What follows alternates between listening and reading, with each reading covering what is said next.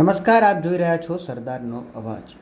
નર્મદા જિલ્લામાં ગ્રામ વિકાસને વધુ અસરકારક બનાવવા માટે જિલ્લા પંચાયત દ્વારા રાષ્ટ્રીય ગ્રામ સ્વરાજ અભિયાન અંતર્ગત ચૂંટાયેલા પદાધિકારીઓ માટે એક દિવસીય ક્ષમતા નિર્માણ તાલીમ કાર્યશાળાનું આયોજન કરવામાં આવ્યું.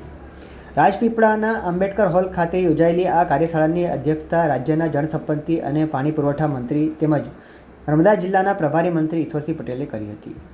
મંત્રી ઈશ્વરસિંહ પટેલે જણાવ્યું કે ચૂંટાયેલા પ્રતિનિધિઓ પાસે સરકારી યોજનાઓની સચોટ જાણકારી હશે તો લોક કલ્યાણના કામો વધુ ઝડપથી મંજૂર કરી શકાશે.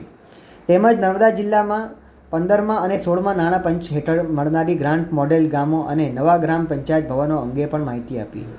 કાર્યશાળામાં ધારાસભ્ય ડૉક્ટર દર્શનાબેન દેશમુખે શિક્ષણ અને આરોગ્ય પર ભાર મૂકતા આદિવાસી વિદ્યાર્થીઓ માટે પોસ્ટ મેટ્રિક શિષ્યવૃત્તિની આવક મર્યાદામાં થયેલા વધારા અને અંતરિયાળ વિસ્તારોમાં માટે શરૂ કરાયેલી 11 મિની બસોની માહિતી આપી.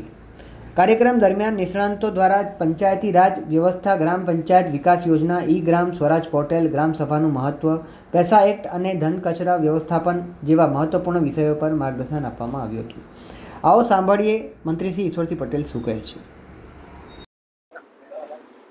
રાષ્ટ્રીય ગ્રામ સ્વરાજ અંતર્ગત આજે અહીંયા નવનિર્મિત ચૂંટાયેલા તાલુકા પંચાયત જિલ્લા પંચાયતના સૌ સદસ્યશ્રીઓને આજે અહીંયા કાર્યશાળા દ્વારા એમને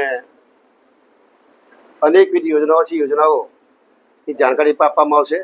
સાથે સાથે ચૂંટાયેલા પ્રતિનિધિ તરીકે જે પોતાના વિસ્તારની અંદર જે અનેક પ્રશ્નો જે આવતા હોય છે, પ્રશ્નોનું નિરાકરણ લાવવા માટે જો બધાને યોજનાની જાણકારી હશે તો એ કામો ઝડપી થાય, જલ્દી થાય અને એને લઈને ગુજરાત સરકાર દ્વારા આજે અહીંયા નર્મદા જિલ્લાની અંદર એક સેમિનાર યોજાયો છે. સેમિનારની અંદર સવારે સાંજ સુધીના સેમિનારની અંદર આ તમામ સદસ્યશ્રીઓને એની જાણકારી આપીને એ પોતે સક્ષમ થાય અને પોતે પોતાના વિસ્તારની અંદર સારી રીતે કામ કરી શકે એના માટેનું આજનું આ આયોજન કરવામાં આવ્યું છે.